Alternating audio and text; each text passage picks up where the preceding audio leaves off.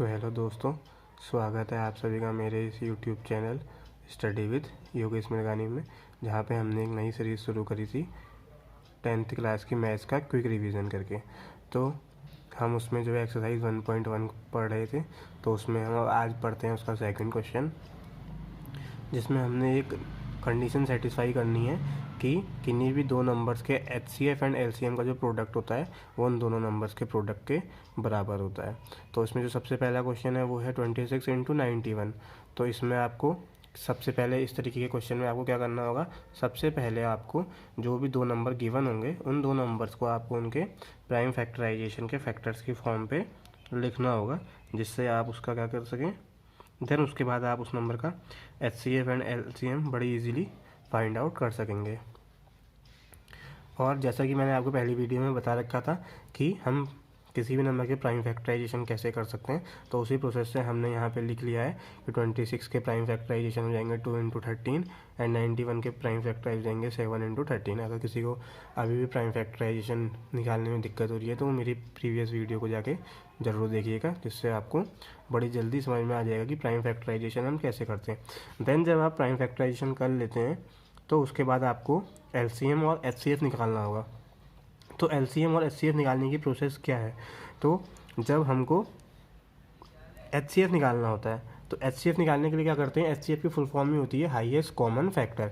मतलब आपके दोनों जो आपको जो दो नंबर का HCF निकालना है, आप उसमें क्या देखेंगे, आप उनके फैक्टर्स में से क्या करेंगे, कॉमन वैल्यू निकालेंगे जो सबसे हाईएस्ट से हाईएस्ट आ सके। जैसे 26 में 2 × 13 लिखा है एंड 91 में 7 × 13 लिखा है। ध्यान से देखने में हमें दिखेगा कि इसके फैक्टर्स में भी 13 अवेलेबल है और इसके फैक्टर में भी 13 अवेलेबल है।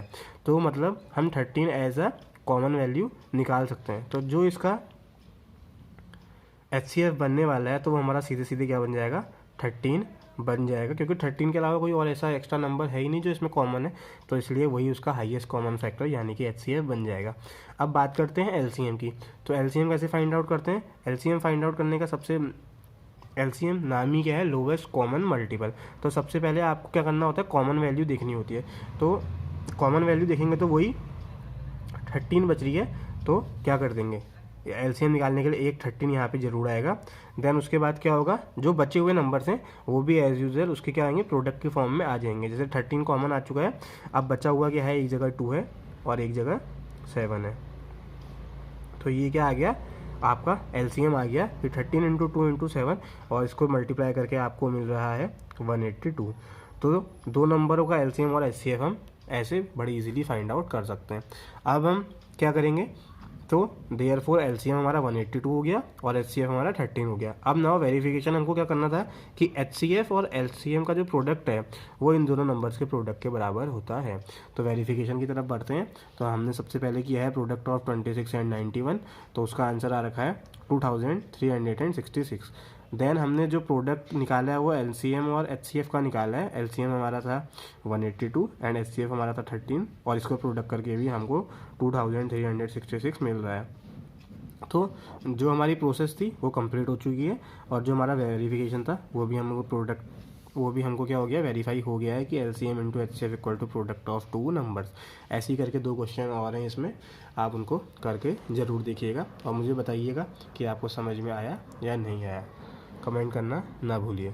देन तीसरे क्वेश्चन की तरफ बढ़ते हैं। इसमें जो तीसरा क्वेश्चन है वो है find LCM and HCF by applying the factorization method. Same वही क्वेश्चन जो भी करा है, एक क्वेश्चन मैं आपको और करवा देता हूँ। जैसे इसमें पहला ही क्वेश्चन है 12, 15 एंड 21 का हमने क्या करना है, LCM and HCF find out करना है। तो हम सबसे पहले क्या करेंगे, वही एज यूजुअल 12, 15 एंड 21 का क्या करेंगे, प्राइम फैक्टराइजेशन कर लेंगे, जो हमने ट्रिक सीखी है कैसे, अभी मैंने प्रीवियस वीडियो में आपको बता रखा है, मैं दोबारा से एक बार आपको बता देता हूँ। जैसे 1 बाई 1 आप क्या करेंगे, एक बार 12 का निकालेंगे, 12 का निकालेंगे तो 2 से डिवाइड करेंगे सबसे पहले, 2 6 = 12, देन उसके बाद 2 3 = 6, देन 3 1 = 3, तो आपके प्राइम फैक्टर हो जाएंगे 2 2 3 जो हमने यहाँ लिखे हुए हैं। देन ऐसे ही आप 15 का निकालेंगे, देन ऐसे ही आप 21 का निकालेंगे, तो आपको मिल जाएगा।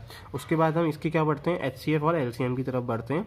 तो HCF जैसा मैंने प्रीवियस वीडियो में बताया था आपको, या इसी वीडियो में बताया है कि HCF क्या होता है, हाईएस्ट कॉमन फैक्टर होता है।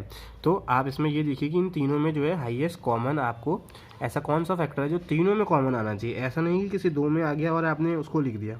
तो तीनों में जो कॉमन है वो नंबर है 3 3 3। तो इसका जो हाईएस्ट कॉमन फैक्टर हो जाएगा उसका आंसर क्या हो जाएगा 3। देन अब बात करते हैं एलसीएम की। तो एलसीएम की तरफ हम बढ़ेंगे। तो एलसीएम निकालने का जो तरीका मैंने बताया था वो ये था कि जो कॉमन वैल्यू आपने निकाली है वो तो आएगी ही आएगी। जैसे कॉमन आपने निकाला था 3, तो 3 तो आया ही आया, साथ में जो बाकी के नंबर बचे हैं वो भी एज़ यूजुअल उसके मल्टीप्लाई में साइड से उतर जाएंगे। जैसे 3 को कॉमन निकालने के बाद हमारे पास यहाँ पे नंबर बचा है 2 and 2, तो इसको भी हम 2 into 2 इसमें पीछे से मल्टीप्लाई कर देंगे। नीचे वाले नंबर में 5 बच गया है, 5 लिख देंगे, और लास्ट वाले नंबर में 7 बचा हुआ है तो 7 लिख देंगे। तो एलसीएम का आंसर आ गया 3 into 2 into 2 into 5 into 7। तो इसको जब आप मल्टीप्लाई कर रहे हैं तो मल्टीप्लाई करके हमें एक नंबर मिल रहा है 3 2 6, 6 2 12, 12 5 60 और 67 420। तो इस नंबर का जो एलसीएम है वो कितना मिल रहा है 420 एलसीएम और एचसीएफ 3।